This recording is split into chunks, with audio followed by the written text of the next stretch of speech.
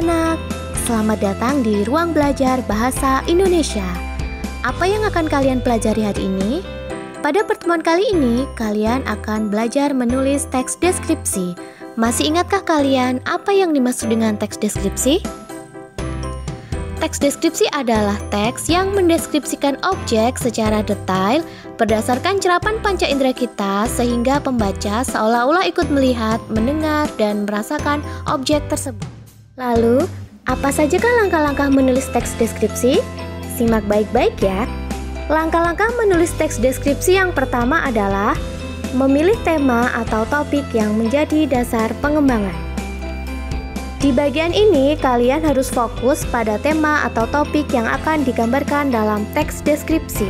Misalnya, kalian ingin memilih tema pendidikan, maka topik teks deskripsi dapat berupa keindahan sekolah, keadaan ruang kelas, atau kondisi pameran sekolah. Langkah yang kedua adalah melakukan pengamatan terhadap objek sesuai tema yang dipilih. Setelah menentukan topik paragraf, maka kalian dapat memilih ruang lingkup yang sesuai dengan apa yang ingin diilustrasikan. Misalnya ruang sekolah, kelas, atau lokasi pameran sekolah. Agar lebih maksimal, kalian harus benar-benar mengamati secara langsung objek tersebut dan mencatat detail demi detail hal, peristiwa, suasana, atau benda yang ada di sekitar objek tersebut. Selanjutnya adalah mengumpulkan data berupa contoh, gambar, angka, grafik sebagai ilustrasi. Di tahapan ini, semua data-data yang diperoleh dari hasil pengamatan dikumpulkan.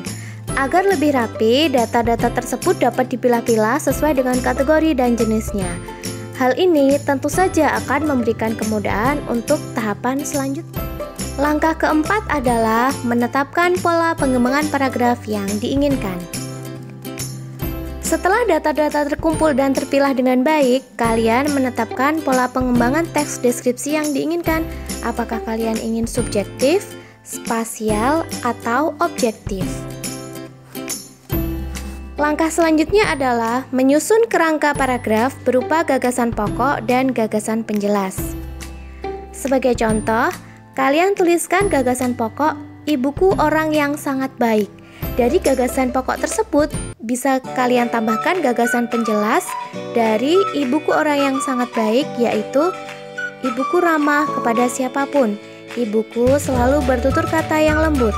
Selain itu, beliau bukan orang yang mudah marah. Langkah keenam adalah mengembangkan kerangka menjadi paragraf yang utuh, menggunakan kalimat yang padu dan logis. Langkah terakhir dalam menulis teks deskripsi adalah menyunting teks atau paragraf deskripsi.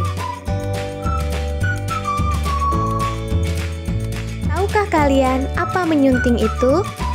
Menyunting adalah kegiatan memeriksa kembali tulisan kalian dan memperbaikinya jika terdapat kesalahan dalam penulisan ejaan, tanda baca, kata, dan kalimatnya.